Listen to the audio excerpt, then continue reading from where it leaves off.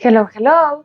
Bienvenidos a Razonando mi Fe. Yo soy Liz Franco y si nos has seguido a lo largo de estos videos, ya llevamos un ratito hablando de la historia de la iglesia. ¿Por qué? Porque quien no conoce su historia está condenado a repetirla. Y así como nos enseñan la historia en la escuela, también es importante conocer nuestro caminar a lo largo de estos 2000 años de fundación de la Iglesia Católica. El día de hoy me quiero centrar en un movimiento muy importante que se llama el liberalismo. Sí, si lo has notado, estoy como mezclando los hechos históricos, digamos seglares o civiles, con la historia de la iglesia. ¿Por qué?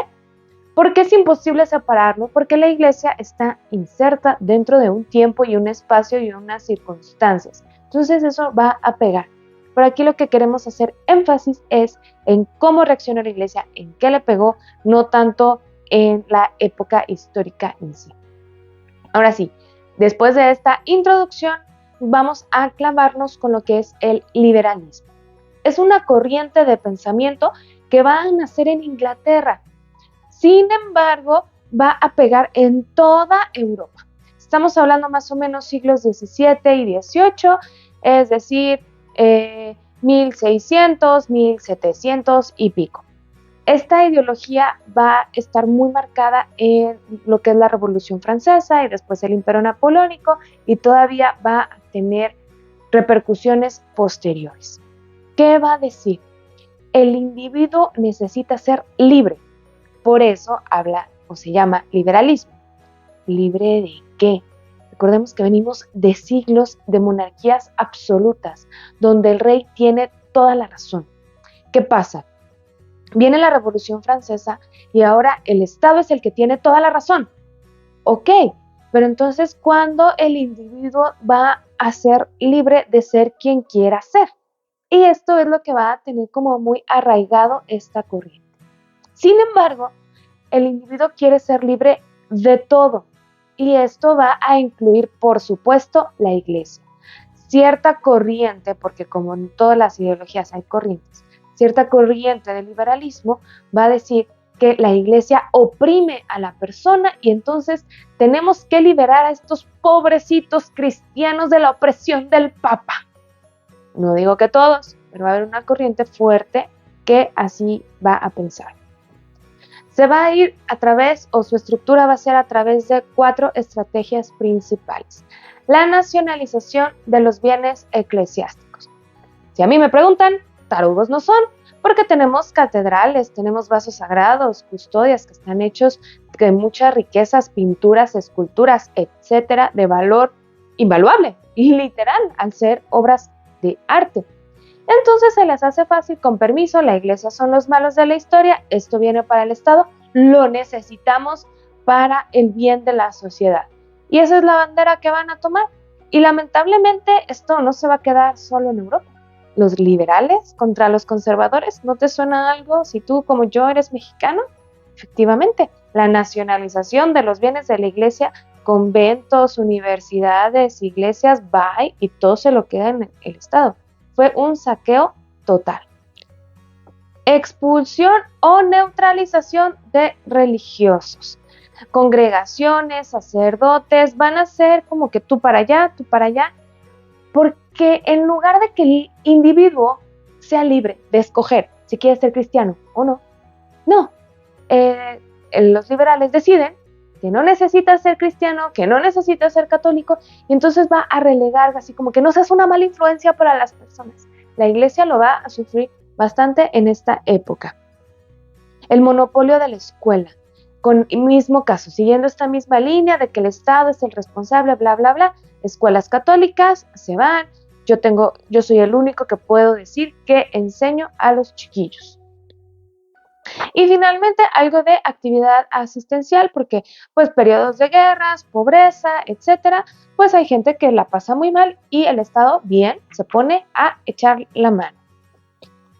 Y aquí el meollo del asunto es que lo entiendo. La verdad, yo, Lisette, católica de hueso colorado, entiendo esta separación de Estado e Iglesia. Son asuntos diferentes, cada quien gobierna lo que tiene que gobernar. Pero una cosa es que yo soy ciudadana mexicana y otra cosa es que yo soy cristiana católica y soy la misma yo. No tienen por qué estar peleados. Bajo este discurso de separación, no fue separación, fue hacerle como el fuchi a la iglesia, fue mandarlos a su rinconcito, fue quererlos pisotear y el Estado es lo único importante. Ahí ya no está cool, porque una persona puede ser las dos cosas. A mí la iglesia no me oprime, al contrario, yo me siento más libre, más plena, más todo. Y se las firmo donde quieran, que no soy la única. Sin embargo, como les dije, el liberalismo no solamente va a tener una corriente que es esta que estoy presentando, esta va a ser como la más extremista. Vamos a tener liberales católicos. ¿Cómo se puede? Claro que se puede. ¿Por qué? Porque Jesús nos dice que quiere que seamos libres, que vivamos en la libertad de los hijos de Dios. Pues entonces también hay que ser cristianos libres. ¿Qué va a proponer o por qué va a luchar este liberalismo católico? Acabar con los concordatos. Esto se me hace buenísimo. Recordemos que después de que Napoleón gana la Revolución Francesa, se calma la persecución contra la Iglesia, el Papa y Napoleón hacen este concordato en lo que se hacen compas, no te persigo, te dejo de robar tus cosas, pero yo tengo voz, a lo mejor hasta voto en qué obispos, en qué de párrocos voy a poner en las parroquias francesas. Y los liberales católicos dicen, a ver, vamos quitándonos precisamente de esto. No somos verdaderamente libres como católicos porque no le tenemos que cuadrar al emperador. Entonces, si se fijan, la idea central es la misma, pero de lo que vamos a ser libres son cosas diferentes. Ser libres y quitar todo obstáculo que nos impida crecer, desarrollarnos, evolucionar. La iglesia durante muchos años ha sido tachada de retrógrada y la verdad es que pudiera ver por qué, pero me parece injusto, porque un verdadero catolicismo bien vivido lo que quiere es que la persona crezca, se desarrolle, aprenda más. O sea, grandes descubrimientos científicos los hicieron sacerdotes. Entonces, no es que la iglesia esté en contra del progreso. La iglesia fue la que inventó las universidades. Y los liberales católicos van a decir, o sea, lo que te oprima, lo que no te deja crecer, lo que no te deja ser libre, quítatelo. Eso es la verdadera libertad. Y ya se empieza a notar desde ahorita este deseo de que los laicos sean más protagonistas. Quitar como este clericalismo que más adelante en el Vaticano II, Juan XXIII y Pablo VI le van a dar mucho más punch, pero desde aquí ya se empieza a ver, y si a mí me preguntan, súper bien, estrellita, perfecto, así iba. Y así como ya hablé de los liberales super extremos, de los liberales católicos, este liberalismo, según las circunstancias de cada país, va a tener un tinte diferente. Por ejemplo, en Bélgica va a ser un país sumamente importante para los liberales. ¿Por qué? Después de que cae Napoleón, típico, después de una guerra muy grande o de un acontecimiento así tan fuerte, los grandes gobernantes o los grandes poderosos de la época se juntan y se empiezan a repartir las tierras. ¿Y qué pasa? Juntan como un solo país a Bélgica y a Holanda. Y a estos respectivos no les va a parecer. Decir, ¿y por qué aquellos deciden que somos un país si nosotros somos dos? Se van a liberar de esa decisión y eventualmente se van a separar. Y van a ser lo que hoy conocemos como Países Bajos y Bélgica. ¿Y esto qué tiene que ver con la iglesia, Liz? No, dijiste. Sí dije. En esta separación de los países consiguen su independencia. ¿Y qué necesita un país? Una constitución. Es de lo primero que se hace. O sea, al momento de estar redactando la constitución, le van a dar libertad a la iglesia. Estos países son mayoritariamente católicos, cabe mencionar. Y entonces la iglesia es libre de hacer lo que quieran, los ciudadanos son libres de creer en lo que quieran y queda establecido que el Estado no se puede meter en nombramientos, en lo que les decía como de Napoleón, que él decía que obispo sí, que obispo no, tenía que dar su visto bueno. Aquí la iglesia puede hacer lo que se le dé la gana. Si se fijan, es lo que quería este liberalismo católico. Otra situación muy distinta va a ser la del Reino Unido. En 1801 dejan de ser países independientes Escocia, Inglaterra e Irlanda y se forma el Reino Unido. O sea, sí van a tener cada uno sus países, pero también al mismo tiempo es el Reino Unido de la Gran Bretaña. ¿Esto en qué le importa a la Iglesia? Con el cisma de Occidente de Martín Lutero, que llegan los luteranos y vamos a tener, por ejemplo, una Alemania mayoritariamente protestante, Enrique VIII, que tenía muchas ganas de divorciarse de su esposa, dijo, si Martín Lutero decide hacer su propia religión, pues yo también. O sea, no tengo nada en contra de lo que cree el catolicismo, pero no me gusta que no me dejen divorciarme. Entonces voy a fundar el anglicanismo. Y hasta el día de hoy, el rey de Inglaterra es el papa de los anglicanos. Entonces tienes a una Inglaterra mayoritariamente anglicano, pero tienes a una Irlanda mayoritariamente católico. De pronto los juntaste. Y el que va a tener más peso de los tres es Inglaterra, seamos honestos. ¿Qué pasa? Las leyes o decretos que empiezan a formar ya como un todo van a favorecer a los anglicanos. Y los católicos se tienen que cuadrar a los anglicanos.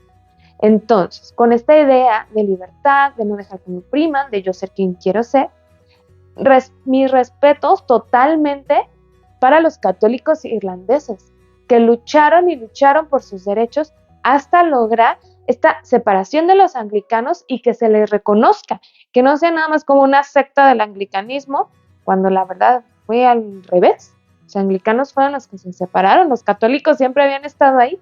Y entonces es un gran triunfo para los católicos irlandeses lograr este nivel de respeto, de presencia, de autonomía. Ya no es como que le tengan que pedir permiso a los anglicanos para tener ellos sus obispos, ya son cristianos, son compas, pero cada uno con su jerarquía, cada uno con su estructura. Y un caso que va a ser pues siempre diferente a todo el mundo, Italia, porque ahí está el Papa. Entonces la carga del catolicismo, lo que pesa, es más importante que a lo mejor en otros países. Lo que se buscó muchísimo en Italia es como esta sana separación. Sí, el Estado constitucional, el gobierno, pero también darle su lugar a la Iglesia. También el Papa tiene el gobierno de la Iglesia ahí, pero dentro de esta separación dejaron muy claro que diría Jesús, al César lo que es del César y a Dios lo que es de Dios. Buscar renovar al interno, que las prácticas de piedad sean más puras, que realmente la Iglesia no se deje como influenciar por los movimientos más seglares, más populares, sino regresar realmente a lo que importa y ser católicos, pues bien hechos, libres de ejercer su catolicismo. Hasta aquí la vamos a dejar con esto que fue el liberalismo. A mí me gusta mucho porque yo soy una gran partidaria de la libertad y de usa tu libertad de hijo de Dios y somos libres y Dios nos quiere libres. Pero tenemos que tener muy claro que la verdadera libertad es escoger entre los bienes el mejor. No se trata de yo ser libre pisoteando al otro, sino buscar el bien para la mayoría, para todos, donde todos podamos ser libres. No nada más yo. No, la libertad no es hacer lo que a mí se me dé la gana y pésele a quien le pese. La verdadera libertad es todos ser plenos, ser felices, ser realizados. Y esto es el verdadero liberalismo católico. La corriente en sí misma no es mala. El problema fue que se dejó llevar a un pleito, si me preguntan, hasta cierto punto personal, en contra de la Iglesia. Bendito sea Dios, la Iglesia fundada por el mismísimo Cristo sobrevivió a este tipo de ataques, va a tener más ataques, sigue teniendo ataques, pero el Espíritu Santo nos raja y aquí seguimos todos al pie del cañón. Hasta aquí la vamos a dejar. Yo soy Liz Franco, estuviste en Razonando mi Fe y recuerda, razona, cree, ama y contempla.